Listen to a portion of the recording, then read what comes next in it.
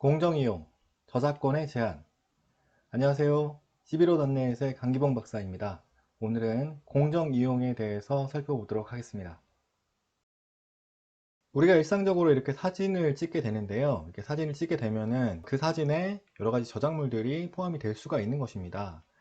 자, 여기 보시면 이렇게 약도가 있어요. 한 아이가 있고, 여기에 이제 글씨가 쓰여져 있는 안내 표지가 있고, 그래서 이 약도 같은 경우에는 도형 저작물에 포함이 될 수가 있고, 그리고 이렇게 글씨가 쓰여져 있는데 인쇄용 글자체 같은 경우에는 기능성이 강하기 때문에 저작물성이 없다 이렇게 보고 있지만, 이렇게 서예라든가 캘리그라피 형식의 글씨를 이렇게 쓰는 경우에, 그런 경우에는 저작물성이 있다 이렇게 볼 수가 있는 거죠. 그래서 이런 거 같은 경우에는 저작물성이 있을 수도 있는 거예요. 그리고 여기 보시면 이렇게 박물관이 있는데요. 이 박물관 건물도 저작물이라고 할 수 있을 것 같고요. 그러면 이것도 이 사진에 복제가 되어 있는 상태이고요. 그리고 이 사진에는 수많은 건축물들이 포함이 되어 있습니다. 물론 이 건물들 중에서 뭐 특별하게 어떤 특징이 없는 것들은 저작물이라고 볼 수는 없겠지만, 경우에 따라서는 다른 종류의 저작물도 포함이 되어 있을 수는 있는데 너무 작기 때문에 잘 보이지는 않죠. 여기 보시면 이렇게 저작물이 또 있어요. 그리고 이제 한 아이가 있고, 이렇게 머드 캐릭터가 있습니다. 뒤에는 바다가 있고요. 그래서 이것은 저작물이고, 그런데 사진 안에 이것이 들어와 있다는 거죠. 그래서 복제가 됐습니다. 이것은 지하철 안에 있는 광고입니다. 자, 이것도 저작물이죠. 요 안에 들어있는 요 표라든가, 아니면 여기 버스 모양 캐릭터화 되어 있고, 이 전체적인 모습 자체도 저작물일 수가 있습니다. 자, 그러면 이것들이 전부 다 사진으로 이렇게 복제가 됐는데, 그럼 이거는 침해가 아니냐 이렇게 생각을 할 수가 있는데, 이것들은 침해가 아닙니다. 왜냐하면 이렇게 외부에 이렇게 항상 전시되어 있거나 보여지는 것들, 이런 것들은 사진으로 담아도 침해가 되지 않도록 법에 규정이 되어 있어요. 흰죽의 코라는 그런 속담이 있습니다. 냄새를 맡아보았는데 이게 어떤 냄새인지 모르겠는 거예요. 판단이 안 되는 거죠. 저작권이 쉽다면 쉬울 수도 있지만 또 상당히 어려운 부분도 많아요. 일반적인 것들은 딱 떨어져서 이게 저작권 침해인지 아닌지를 잘 알 수가 있는 경우도 있지만, 전문가들조차 이게 침해인지 아닌지 잘 판단이 안 되는 경우도 있다는 거죠. 그래서 저작권 문제에 대해서 잘 판단이 안 되는 경우들도 있는 겁니다.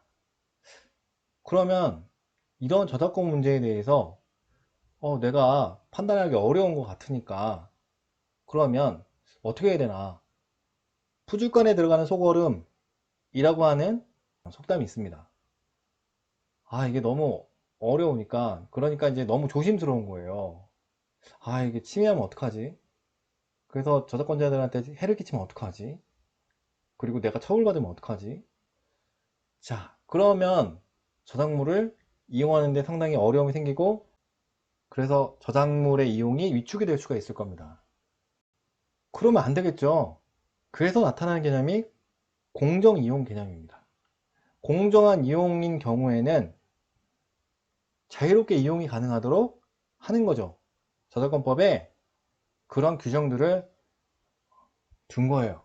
그래서 일상적으로 우리가 저작물을 안심하고 이용할 수 있도록 규정을 해 놓은 거죠.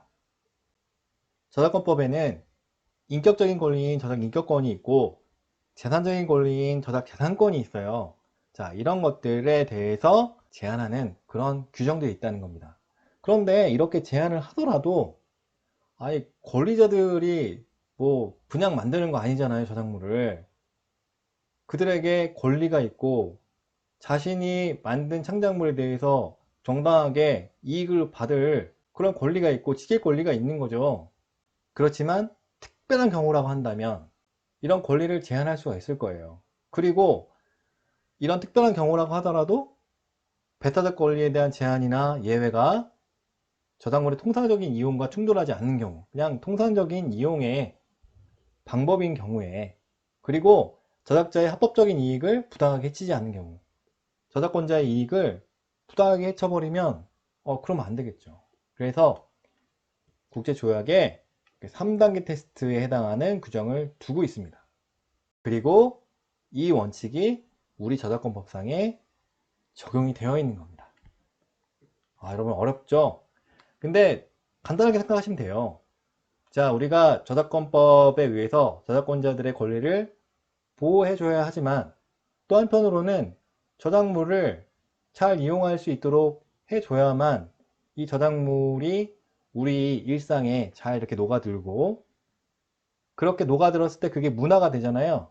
그러니까 창작을 많이 할 수 있도록 잘 보호해 주는 것에 대해서 저작물을 잘 이용할 수 있도록 이렇게 법에 공정 이용에 관한 규정을 두는 겁니다. 그러면 저작물이 잘 창작이 되고 그것이 잘 이용이 되면서 그것이 우리 생활 속에 잘 녹아들고, 그래서 문화가 발전을 하게 되겠죠.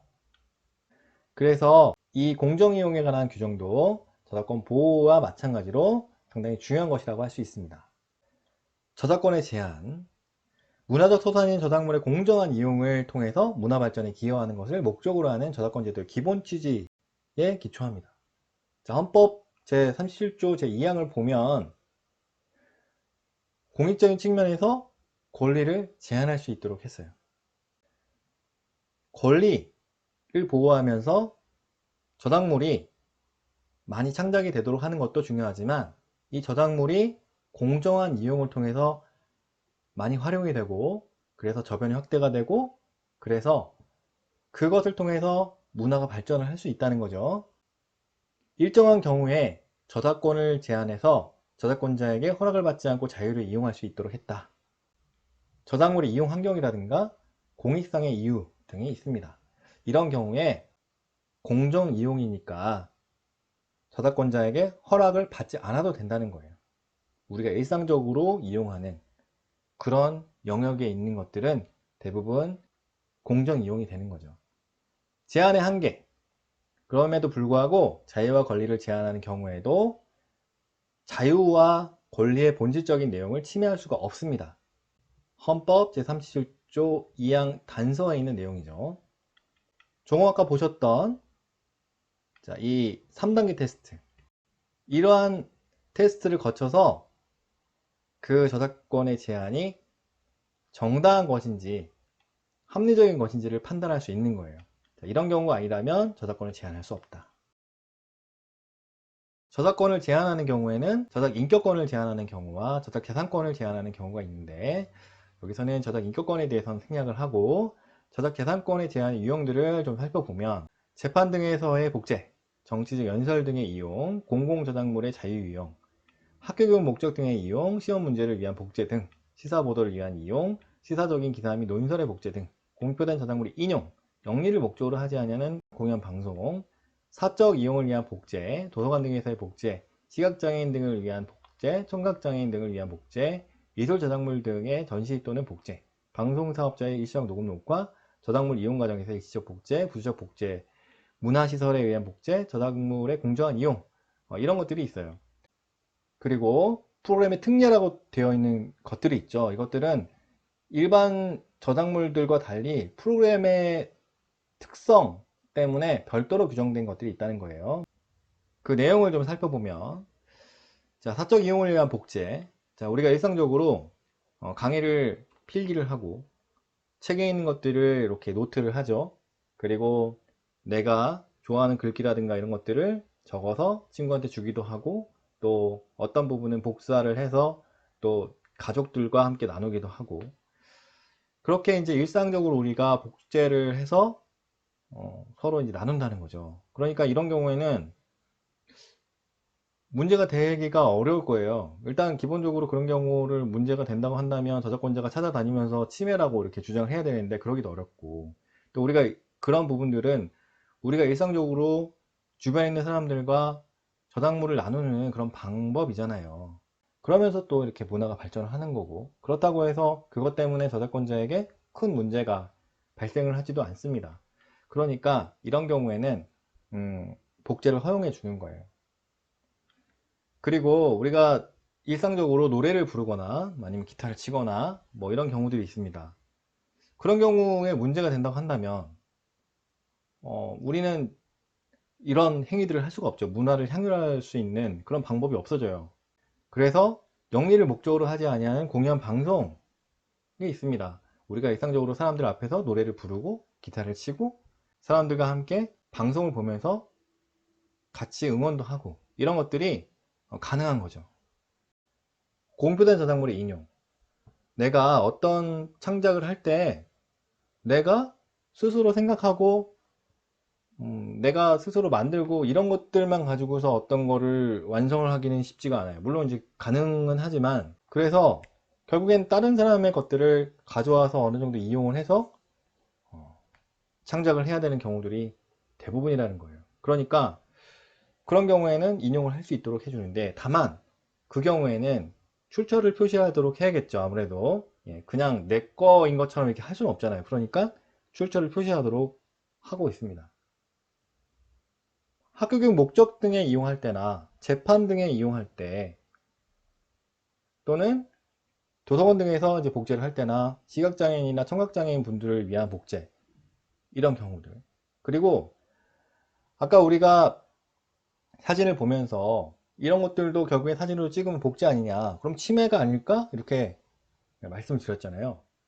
그렇지만 그게 침해가 아닌 것은, 자, 미술 저작물 등 회화라든지 조각이라든지 뭐 건축물 이런 것들을 전시를 할 수가 있어요. 그것을 갖고 있다면. 그런데 그것을 어떤 경우에는 항시 전시를 해야 되죠. 이게 항시 전시를 하려고 그러면 저작권자에게 허락을 받아야 되거든요.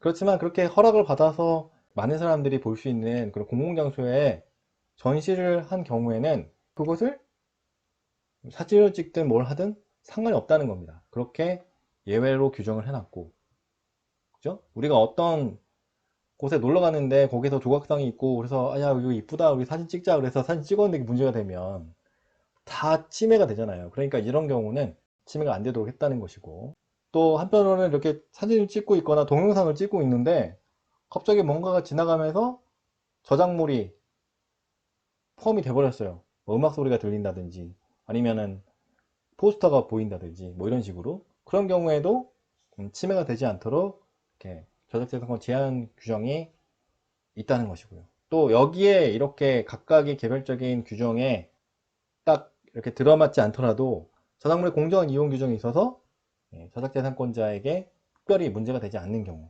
앞서 보셨던 3단계 테스트의 적절한 경우에는 공정 이용으로서 인정을 해주는 그런 규정도 있습니다. 그래서 이러한 규정들이 있기 때문에 일반적으로 우리가 저작물을 이용할 때 특별히 문제가 되지 않는 거예요. 물론 조금 더 세부적인 상황들을 전제로 해서 판단을 해야 되는 그런 경우가 있습니다만, 그런데 인터넷 환경이 있죠. 인터넷 환경. 인터넷으로 들어오면서 이 저작권 침해에 대한 내용들이 상당히 많이 논란이 되고 또 심화가 됐어요. 왜 인터넷으로 들어왔을 때는 저작권 문제가 더 그렇게 논란이 될 수밖에 없었을까? 우리가 인터넷상에서 부모님, 친척, 친구 뭐 이런 정도라고 한다면 이것을 복제해서 공유를 한다고 하더라도 사적 이용을 위한 복제로 볼 수 있는 상황일 수가 있습니다. 그런데 인터넷상에 게시를 해가지고 여러 사람들이 그것을 이용하도록 한다든가 했을 때는 여러 사람들이 이 저작물을 이용하게 된다는 거예요. 그러면은 그 저작물을 이용하도록 하는 것 자체가 우리가 일상적인 이런 이용 형태하고는 뭔가 좀 달라요. 그리고 이것이 일상적인 상황에서처럼 한정된 범위에서 뭔가 이용되기보다는 여러 사람들에게 이용이 되기 때문에, 아무래도 앞서 보셨던 3단계 테스트에서도 저작재산권이 제한이 되려면 저작권자에게 안 좋은 영향을 미쳐서는 안 되겠죠. 그래서 사적 이용을 위한 복제라든가 이런 것들이 그대로 적용되기는 어려운 거예요. 그렇지만 우리 일상생활에서는 상당 부분이 저작자산권이 제한이 될 수 있는 그런 상황이 되고요. 우리가 저작권 침해를 걱정하지 않아도 되는 상황들이 대부분이라는 겁니다. 저작권에 대해서 생각하지 않아도 특별히 문제가 되지 않는 경우들이 많아요. 그렇지만 그럼에도 불구하고 문제가 되는 상황들이 있을 수 있기 때문에 저작권에 대해서 관심을 가지고 계속 알아나가는 그런 과정을 거쳐야 하는 거죠. 여기까지가 공정 이용에 대한 내용이었습니다. 우리가 일상적으로 저작물을 이용할 때 특별히 신경 쓰지 않아도 저작권 침해가 되지 않는 것은 저작권법에 저작권을 제한하는 그런 공정 이용 규정들이 있기 때문에 그렇다. 이렇게 이해하시면 되겠습니다. 자, 오늘도 수고 많으셨고요. 좋아요, 구독 꼭 눌러주세요. 감사합니다.